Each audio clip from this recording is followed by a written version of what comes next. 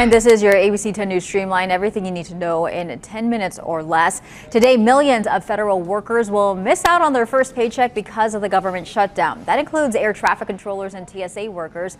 Food pantries are now popping up at airports to help feed the struggling federal workers. Meanwhile, 42 million Americans, they're on the verge of losing their food benefits. Money for federal food assistance programs like SNAP, they are set to run out at the end of this week. Congressional Republicans say they support the White House's move to not tap emergency money to keep the program running. I guess the Americans currently lining up at food banks can comfort themselves with the knowledge that they're being sacrificed to advance Democrats' political goals. Democrats, however, are arguing the Trump administration has moved money around before, including to pay military salaries. And because of the shutdown, the group that runs Fleet Week, one of the military's biggest community events, is canceling all events at the Broadway Pier. It's listed right there on your screen. It's not all bad news, though. Some events are being rescheduled or moved to a different venue. That includes the Fleet Week Football Classic as well as Military Family Day.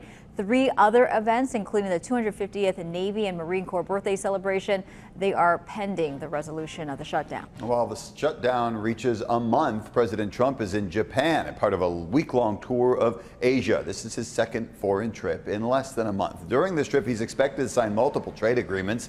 That includes a framework with Japan to secure critical earth minerals. The new deal could help break China's stronghold over those materials, which are often used in microchips and other tech. Overnight, President Trump also announced major plans for Toyota to invest in the U.S. He says the car maker plans to build plants across the country, which would total $10 billion in investments. This morning, Jamaica is bracing for the most powerful storm to ever hit the island. Hurricane Melissa is expected to make landfall this morning as a rare Category 5 storm. 40 inches of rain, 13 feet of storm surge, and 170-mile-an-hour winds will lash the island. Jamaican officials are telling people in low-lying areas to get out now. The storm has already killed 3 people in Haiti and 1 person in the Dominican Republic. Officers in San Bernardino County, they lined the streets on Monday night to honor a sheriff's deputy killed in the line of duty. Deputy Andrew Nunez was responding to a domestic violence call at a home when investigators say the suspect started firing a gun at officers. Nunez was hit and killed. The suspected shooter you see there took off on a motorcycle, speeding down the freeways, hitting 100 miles per hour and then even 150 while weaving through traffic. A car driven by an off-duty police officer then pulled into his lane, hitting the bike and sending that motorcyclist into the air. Despite the violent toss, we paused it right before then, the suspect was rushed to the hospital and is expected to survive. The DA's office will likely file charges of murder against him. Nunez has a 2-year-old child and another baby on the way. A Lakeside father is calling his 2 young children his angels after an apparent road rage incident left him bleeding from stab wounds. Do you believe they saved your life that night?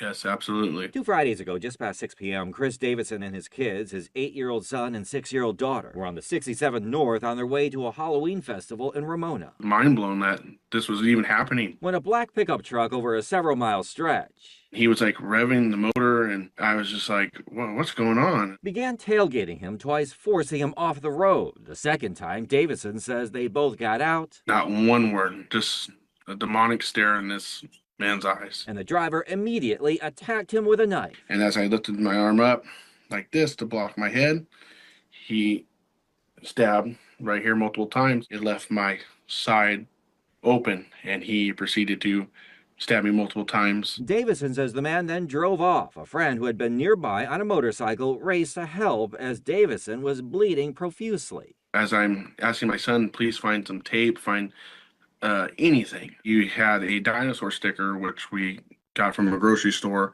Once he realized it's not enough, that's when he went through the vehicle, front to back, find anything, and he found my phone charger cord. His kids then took off their sweaters to help stop the bleeding. His terrified daughter desperate to help. Princess dress, hanging out the car, yelling for somebody to please stop. Eventually, Davidson's friend was able to clean off a bloodied phone and call 911, nearly half an hour after the attack. My son screaming, "Stay awake, Dad, stay awake." Help arrived. Remarkably, the stab wounds would miss major organs. I'm forever grateful that I'm here to hug and kiss them. Davison also grateful for the actions of his brave kids. What do you think of what they did? Heroic. As for the suspect, he was arrested the day after the attack and has pleaded not guilty to charges, including attempted murder. A GoFundMe campaign has been set up to help Davison with medical and other expenses. Michael Chen, ABC 10 News. Furman sends a fly ball to center field. Varsho's going back before the clock strikes me. Freddie Freeman has ended it. It's a repeat hero with the last word and a Game 3 classic. I mean, this was a game. The Dodgers, Freddie Freeman, you just saw it there, sending a bomb over the center field wall, winning Game 3 for LA with that walk-off home run. It was a historic night for the team. Also a really long night for the team. The game went 18 innings. It matched the longest World Series game ever. LA superstar Shohei Ohtani, of course, an incredible performance. 4 hits, 2 homers. The Dodgers now have a 2-1 lead over the Toronto Blue Jays in the best-of-7 series. It was a really good game. Jared and I tried to stay. We stayed up till the 10th. There are a lot of people who are going to be awake. Or Very tired tired. today. Yeah, Game 4 tonight. If you're feeling lucky, the drawing for the Mega Millions is today. The jackpot's now a whopping $714 million. No one's won the big prize since June 27th. If you want to buy a ticket, you have until 7:45 tonight, which is 15 minutes before the drawing. And as always, when you win, please remember your favorite local news anchors. Us. Yes, us. That's your ABC 10 News Streamline. Everything you need to know today in under 10 minutes.